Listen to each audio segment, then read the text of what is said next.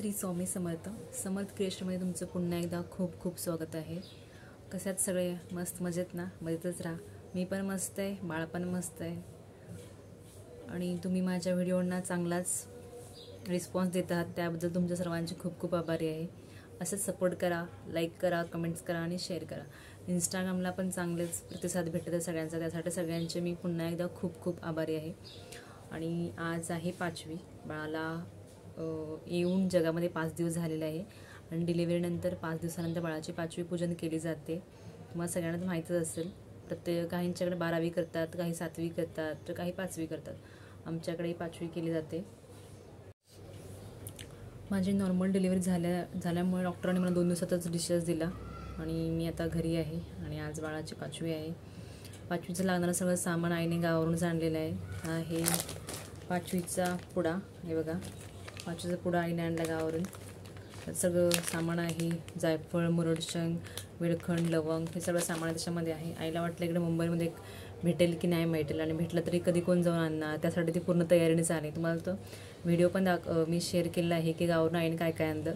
त्यात हे 5वीचा पुडा होता, तिने ओवासुद्धा आणला आहे, बाळाला घालण्यासाठी धूप, लसूण, खूप काही असं खोबरं सगळं घेऊन आलं ते गावावरून।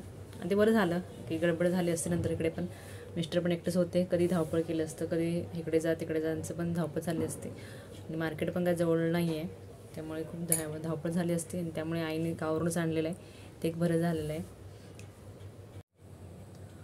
प्रत्येकाची पद्धत 5वी करण्याची वेगळी असते।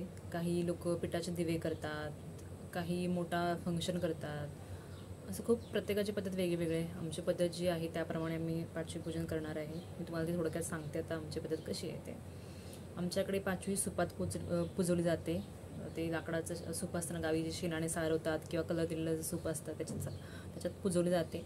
पण मुंबईमध्ये माझ्याकडे आता ते प्लास्टिकचं सूप आहे, त्याच्यामध्ये आम्ही पुजवणार आहे।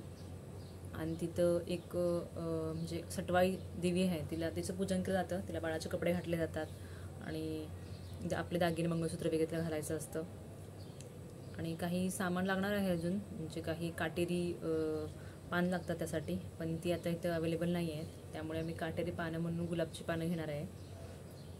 आणि विडा वगैरे लागतो आणि बाळाचं इथं सामान ठेवलं जातं। बाळाचं जे पावडर, काजळ आहे ते ठेवलं जातं। बाळाचे जे कोणी 5वीला ड्रेस आणलेला आहे, दागिने आणलेले आहेत ते ठेवायचं।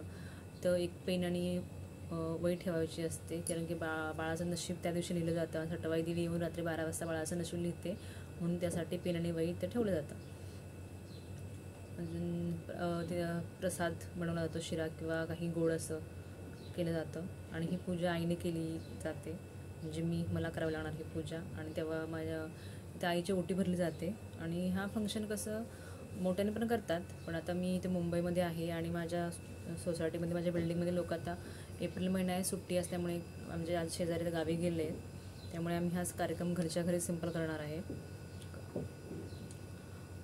गावी कसं असतं, माहेरी असले सासरची लोक येतात, असं असतं कार्यक्रम आमच्याकडे, पण आता मुंबईमध्ये असल्यामुळे आज सिंपल होणार आणि आम्हीच घरच्या घरी कार्यक्रम करणार आहे।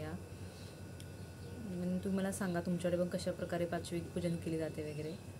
आणि आता मी माझा 5वी पूजनचा व्हिडिओ तुम्हाला दाखवते, पुढे अपलोड होणारच आहे, तो पण सांगा कसा वाटला।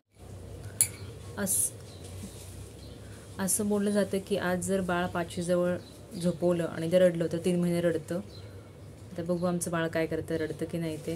आणि आमच्याकडे कसं बाळाचे पूर्ण कपडे काढले जातात आणि 5वीच्या पुढे त्याला असं झोपवलं जातं, अशी पद्धत आहे आमच्याकडे। प्रत्येकाकडे वेगवेगळी पद्धत आहेच। काही लोक ताट, वाटी, चमच वाजवतात की त्या आवाजाने बाळ उठायला नको म्हणून, असं नाही आमच्याकडे ते त्याला पूर्ण कपडे काढायचे आणि असं खाली झोपवायचं असं आहे। आणि स्वामींचरणी एकच प्रार्थना की माझ्या बाळाला चांगलं आरोग्य लाभावं आणि दीर्घायुष्य लाभावं, आणि सटवाई आई माझ्या बाळाचं नशीब चांगलं नाही, हीच त्या आईकडे माझी प्रार्थना असेल। आज आहे 5वी आणि जशी आमच्याकडे पद्धत आहे त्या पद्धतीने आम्ही पूजेची मांडणी केली आहे। आमच्याकडे ही पूजा सुपलीमध्ये मांडतात, त्या प्रकारे आम्ही इथं मांडलेली आहे। बाळाच्या दीर्घायुष्यासाठी व चांगल्या आरोग्यासाठी आईने ही पूजेची मांडणी करायची असते। सटवाई आईला हळदी कुंकू वाहून बाळाला चांगलं आरोग्य लाभावं, आयुष्य लाभावं यासाठी पूजा केली जाते। पूजा संध्याकाळी 5 वाजता केली जाते। शक्यतो ही पूजा बाळाच्या बेड शेजारी मांडतात। आई सटवाईला हळदी कुंकू वाहून बाळाच्या दीर्घायुष्यासाठी मागणी आईने करायची असते। आजच्या दिवशी आई सटवाई बाळाचं नशीब लिहिते, म्हणून पूजा शेजारी वही व पेन ठेवले जाते.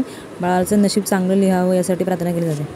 आई आता माझी खाना नारळाने ओटी भरते आणि आम्ही ही पूजा खूप सिंपल पद्धतीने केली आहे. कुणाला जास्त बोलवलं नाही आहे. आणि असं बोलतात की आज जर बाळ 5वीजवळ रडलं तर 3 महिने रडतं आणि माझं बाळ रडलं नाही आहे. तुमच्याकडे कशी पद्धत आहे ते पण तुम्हाला कमेंट करून सांगा आणि आजचा माझा मिनी व्लॉग कसा वाटला ते पण सांगा.